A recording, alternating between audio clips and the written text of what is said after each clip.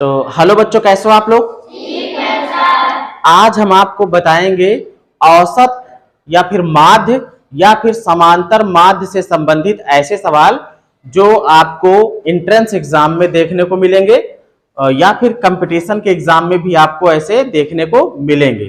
तो इस तरीके के सवाल कैसे हल किए जाते हैं, ये शॉर्टकट विधि भी मैं इसको बताऊंगा और इसमें जो फैक्ट रहता है उसको भी बताऊंगा। तो आइए हम लोग चलते हैं बोर्ड पे। यहाँ पे देखिए दो सवाल हमने लिया है। पहला सवाल है, कह रहा 20 सामानों का औसत 18 है। कितना है? 18। कितने सामानों का? 20 सामानों का। यदि प्रत्येक सामान से, मतलब सब 20 सामान है, सब सामान में से प्रत्येक में से 3 घटा दिया जाए तो सामानों का नया औसत क्या हो जाएगा? भाई पहले वाला जो औसत था वो 20 सामानों का था, लेकिन हर सामान में से 3-3 घटा दिया गया। क्या कर दिया गया? घटा दिया गया। अब 3-3 जब सब में से घट गया है तो घटने के बाद औसत भी तो घटना चाहिए। घटना चाहिए कि नहीं? तो प्रत्येक में से घटा है। अगर इसको शॉर्टकट विधि से करना चाहो तो कुछ नहीं करना है। जब प्रत्येक में से घटा ही है 3-3 तो औसत भी तुम्हारा कितना घट जाएगा? 3, क्योंकि 20 सामान में से ये 3-3 घटा हुआ है। तो शॉर्टकट विधि क्या होगी? हल यहां पे देखो, पहले मैं शॉर्टकट ही बता देता हूं। कौन सी? शॉर्टकट में क्या होता है, अभी औसत कितना है? औसत दिया है, कितना दिया है? 18। औसत है 18, कितने सामानों का? 20 सामानों का। तो 20 सामान में से 20 सामान में से प्रत्येक से अगर घट रहा है, प्रत्येक से 3 घटाने पर औसत भी 3 घट जाएगा। औसत भी 3 घट जाएगा। इसका मतलब जो हमारा औसत है वो 18, इसमें से 3 घट जाएगा। कितना उत्तर आ जाएगा? 15। तुम्हारा ये वाला विकल्प सही हो जाएगा। अब ये कैसे 3 घट जाता है उसको समझते हैं। हम लोग तो जो औसत का फार्मूला जानते हैं वो कैसा होता है भाई? हमको पता है औसत बराबर क्या होता है। औसत बराबर, ये दूसरी विधि है यहां से, ठीक है, कॉन्सेप्ट वाली विधि। कौन सी विधि? कॉन्सेप्ट। आपको पता लगे कि कैसे ये हो रहा है। औसत का फार्मूला होता है क्या? कुल पदों का योग और बटे कुल पदों की संख्या। यही तो है ना? अब देखो, औसत हमको दिया ही है। औसत कितना दिया है? कितना दिया है? 18। औसत है 18। औसत की जगह हमने रख दिया कितना? 18। कुल पदों का योग हमको पता ही नहीं है। कौन कौन से सामान थे, कितने कितने रुपए वाले सामान थे, हमको पता है? नहीं पता है। तो हमको कुल पदों का योग पता ही नहीं है ना? जो 3-3 घटेगा सब में से, वो इसी में से तो घटेगा, कुल पदों के योग में से ही। भाई एक सामान 20 रुपए का रहन कि 30 रुपए का रहन, वो सब हमको पता नहीं है। तो कुल पदों का योग हमें नहीं पता है, तो इसको ऐसे के वैसे उतार देंगे। कुल पदों का योग हमने वैसे के वैसे, देखो फार्मूले से बिल्कुल कर रहा हूं, उसको उतार दिया। बटे में कितना है भाई? बटे में कुल पदों की संख्या कितनी है सामानों की? 20। यहां तक समझने में कोई दिक्कत? अब अगर हमको कुल पदों का योग चाहिए तो जो बटे में 20 है इसको इधर भेज दें, बराबर के इस पार। इधर ये भाग में इधर आएगा तो किस में हो जाएगा? गुणा में। जो बराबर को उस तरफ भाग में रहेगा इधर आएगा तो किस में हो जाएगा? गुणा में। तो इसको हम इधर ले आ लिए। तो 18 गुणे 20। अब ये हमारा इधर क्या बचा? कुल पदों का योग बचा। यही तो बचा ना? क्लियर है इतनी बात? अब इसको गुणा कर लो भाई, 0 लगाओ। 18 दूना 36, 360। मतलब 360 आ रहा है क्या, हमारा कुल पदों का योग आ रहा है। अब देखो कुल पद कितने थे, 20 थे ना। कह रहा है कि सभी में से 3-3 घटा दो, सभी पद में से कितना कितना घटा दो, 3-3। यहां पे समझो, ये उधर उस साइड का है।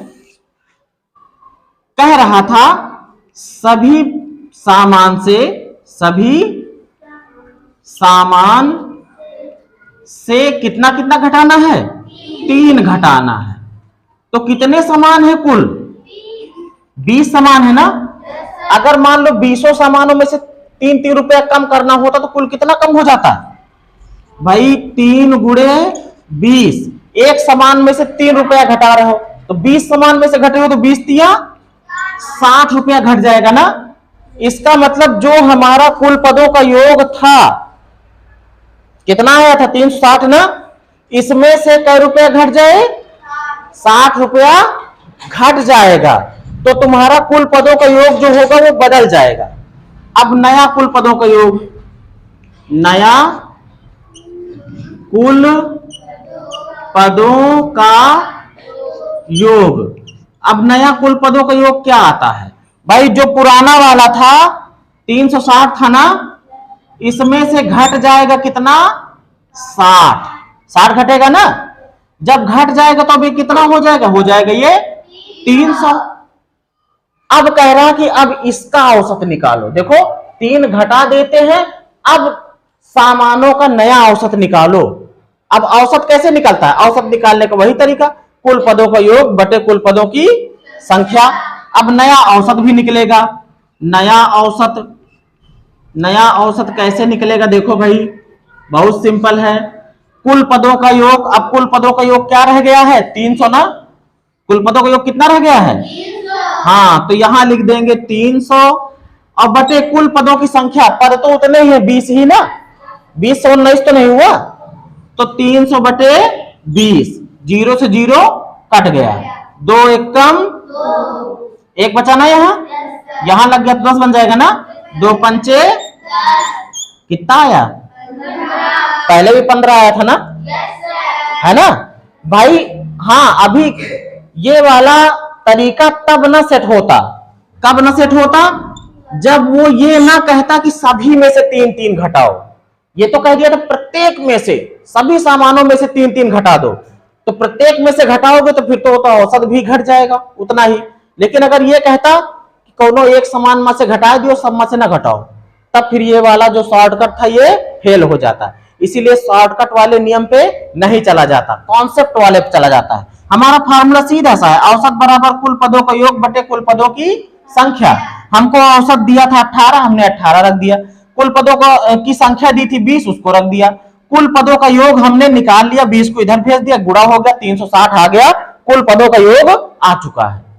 मतलब कि एक एक समान का जितना रेट था, जो जोड़ा गया था उनका सभी का रेट, वो हमको मिल चुका है कि कितने का हो गए थे वो सब 20 सामान, 360 रुपए के।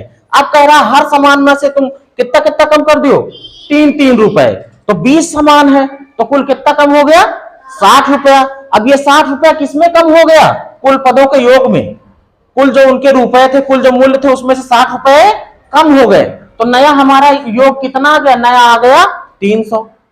अब जब औसत चाहिए तो औसत के लिए फिर यही करना होता है, क्या करना होता है, कुल पदों का योग बटे कुल पदों की संख्या। तो कुल पदों का योग 300 हो गया था, संख्या हमारी 20 ही थी, फट से भाग दे दिया, 15 आ गया, है ना बात वही। अब देखो आते हैं दूसरे पर। ये थोड़ा ऐसा क्वेश्चन है कि कई बार हम गणना करते समय, गिनते समय गड़बड़ा देते हैं। लिखा रहता है 69 और पढ़ लेते हैं 96। अब कितना ज्यादा पढ़ लिए बताओ, 69 था, 96 पढ़ लिए तो ज्यादा पढ़ लिए ना। अब जो औसत आएगा वो तुम्हारा ज्यादा आ जाएगा, लेकिन वो तो गलत है ना, है कि नहीं गलत भाई। लिखा था वहां पे 69 और आपने उसको पढ़ लिया कितना, 96। अब 96 पढ़ लिए तो ज्यादा पढ़ लिए ना। अब ये जो ज्यादा पढ़े हो इससे तुम्हारा औसत ज्यादा आ जाएगा, अब वो गलत औसत होगा। तो सही औसत तो तब मिलेगा जब जितना ज्यादा पढ़ लियो उतना घटा दोगे, तभी तो सही मिलेगा। तो कैसे होगा, देखो बिल्कुल ऐसे ही करेंगे हम, कॉन्सेप्ट वाली विधि से। कैसे होगा देखो बेटा, हमको औसत का फार्मूला पता है, सीधा सा फार्मूला रखो, औसत बराबर होता है कुल, अब यहां हम पद नहीं लिखे प्रेक्षण लिख दें, क्या दिक्कत है, चाहे वही लिखा है तो कुल पदों का योग और बटे कुल पदों की संख्या। हाँ कुल पदों की संख्या। अब देखो जो ये कुल पदों का योग है सचमुच में ये कुल प्रेक्षणों का योग है। किसका योग है? प्रेक्षणों का। कुल कितने कितने प्रेक्षण थे? 20 प्रेक्षण थे, मतलब 20 बार उसको देखा गया था, गिना गया था, 20 चीजों को गिना गया था, 20 रिजल्ट देखे गए थे। अब संख्या हमको पता है कि कुल प्रेक्षण कितने हैं? 20, लेकिन गिनती क्या क्या थी? 69 को देखा था कि 70 को देखा था कि 96 को देखा था कि 95 को देखा था, वो हमको नहीं पता है, वो तो इसमें छिपा है ना। उन सबको जोड़ लिया गया है भाई, 50 था, 60 था, 65 था, 70 था, क्या था हमको पता नहीं है, वो सब जोड़ लिया गया है, इकट्ठा कर लिया गया। जैसे यहाँ पे देखो, हमको क्या पता था कि कौन सा सामान कितने रुपए का है? नहीं पता था ना। हमको ये पता था कि हाँ कुल पैसा जोड़ने पे इतना आया है, कुल पैसा जोड़ने पे इतना, एक एक सामान का हमको पता नहीं था। तो वही हाल यहाँ पे है, हर प्रेक्षण का हमको पता नहीं है, हाँ टोटल का पता है। अब देखो औसत कितना है, औसत बता रहा, यही माध्य ही औसत है, चाहे मैं औसत लिखूं चाहे माध्य लिखूं, बात एक ही है, कंफ्यूज ना होना। माध्य कितना दिया है? 65, तो इसकी जगह पे क्या लिख देंगे? 65। कुल पदों का योग हमको पता ही नहीं है, तो हम इसको ऐसे लिख देंगे, कुल पदों का योग। जो पता है उसको लिख दो नीचे। कुल पदों की संख्या, कुल प्रेक्षणों की संख्या कितनी है? 20, इसकी जगह क्या लिख दिया? 20। जो यहां बटे में है इधर भेजूंगा तो गुणे में आएगा। और क्यों मैं भेज रहा हूं? ताकि हमको यह पता लग जाए कि कुल पदों का योग कितना था। उसी योग में ही तो गड़बड़ी हुई है, जोड़ने में ही तो गड़बड़ी हुई ही। देखो क्या हुई थी गड़बड़ी, 69 की जगह 96 जोड़ लिए थे, लिखा था 69 और जोड़ लिए थे 96, तो गड़बड़ी तो इसी में हुई है ना। तो हमको इसी को सही करना है, तो पहले इसे निकालेंगे, 20 को इधर भेजोगे इसमें बुरा हो जाएगा, 65 गुणे 20। अब ये क्या आ जाएगा? कुल पदों का योग अब हमारा आ रहा है, कुल पदों का योग। कुल पदों का योग कितना आ जाएगा? गुणा कर लो भाई, 0 आ जाएगा, 2 पंचे 10 के 0, 2 छंग 12, 1 13, कितना आ गया? 1300 आ गया। कितना आ गया? 1300 आएगा ना भाई, चाहे दोबारा लिखो चाहे लिखो, समझ लो कुल पदों का योग हमारा कितना आ गया है? 1300। अब इसमें गड़बड़ी हुई है, लिखा था 69 और पढ़ लिए हैं 96, तो कितना गलत पढ़ा गया है? गलत प्रेक्षण से बढ़ा मान, बढ़ा भाई, गलत पढ़ने से मान ज्यादा हो गया ना। पढ़ना था 96, पढ़ लिए कितना?